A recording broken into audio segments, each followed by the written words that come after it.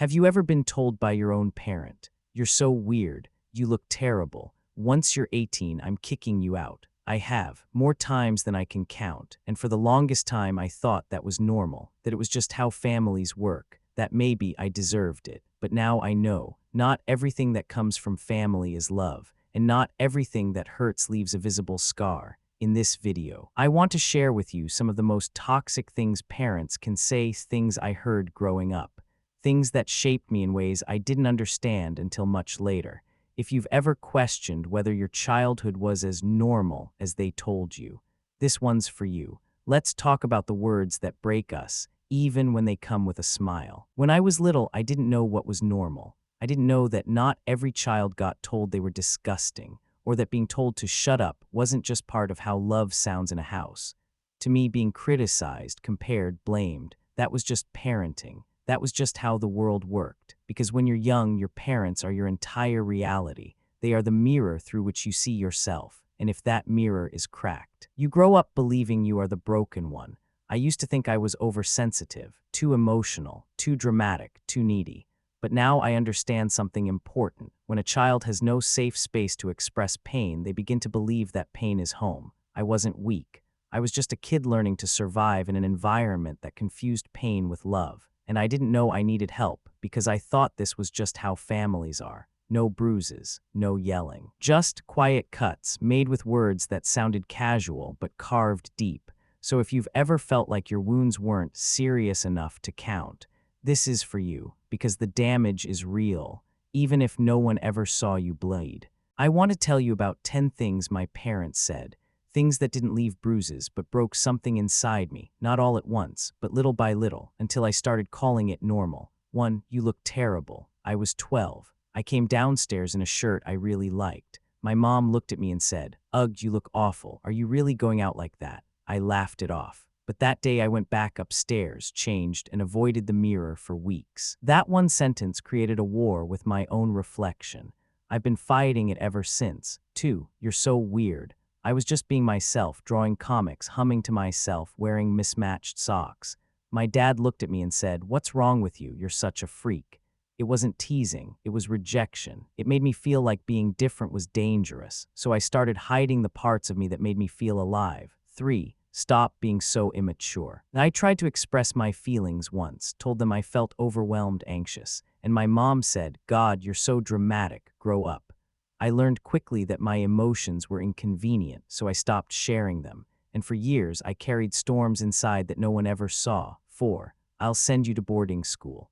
Every time I pushed back, even a little, my dad would say, "You're lucky we even keep you here. I'll send you away if you don't stop." It felt like conditional love, like being loved was something I had to earn every day. 5. Once you're 18, you're out.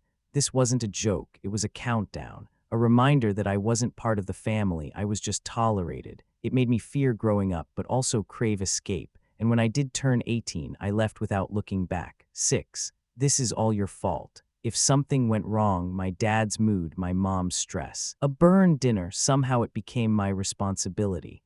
"You're the reason this house is miserable," they'd say. I started apologizing for everything, even for existing. 7. Show some respect.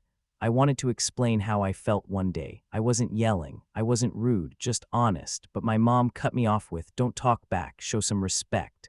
What I learned, in this house, being older meant being right no matter what, and questioning anything was a crime. 8. Do what I say or else. Threats were the foundation of obedience. I didn't listen because I understood. I listened because I was afraid. That fear didn't disappear when I grew up. It just turned into anxiety around anyone in power.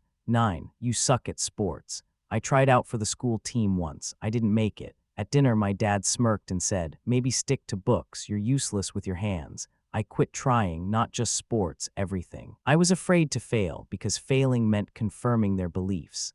10. You're the worst student in the family. No matter how hard I worked, it was never enough. B's were failures, A's were expected, and once during a report card review, my mom looked at me and said, "You're the dumb one. Why can't you be more like your sister?" I didn't just feel stupid. I felt invisible, like I was only valued for how perfectly I could perform. And the hardest part, these things weren't screamed. They were said casually, almost like background noise, but they stayed with me. because when you love someone, their words go straight to your bones. I used to think healing had to be this huge, dramatic thing, that I needed years of therapy or to completely cut ties or shout back everything they ever said to me. But it didn't start that way for me. It started small, quiet, soft. It started the day I heard myself say to a friend, "Sorry, I know I'm being annoying." And they looked at me confused and said, "You're not annoying, you're just talking." That moment hit me harder than any insult ever did. So I started to listen, not to them, but to the voice I had internalized, the one that said I was too much, too emotional, not good enough, and I began to push back. One, I wrote down everything they used to say, every phrase that made me flinch, not to relive it, but to see it clearly on paper for what it was, toxic, manipulative, and not my fault. Two, I rewrote those sentences into truth. Your dramatic became, my emotions are valid. You're the dumb one became, I'm learning at my own pace. You'll never be enough became, I am enough right now, as I am. I said those truths out loud, even if I didn't believe them yet. Three, I set quiet boundaries, not to start a war, but to stop bleeding. When my mom started criticizing my appearance again, I said, I don't want to talk about how I look. And then I changed the subject. That was it. No fight, just a line. And that line saved a little part of me. Healing wasn't a single act. It was a practice, a choice I had to make, sometimes every hour, to treat myself with the kindness I never got. I stopped waiting for an apology that may never come, and I gave myself the permission to live like I deserved better, because I did. Sometimes I still hear their voices, not out loud, but inside, like background noise I didn't choose, but now I talk back. I remind myself that healing isn't betrayal, that setting boundaries isn't disrespect, that I'm not weak for being wounded. I'm strong for surviving, and maybe you've heard some of the same things I did. Maybe you've spent years thinking, maybe it was me. But let me tell you something I wish someone had told me earlier. Just because they raised you doesn't mean they were right about you. You are not too sensitive.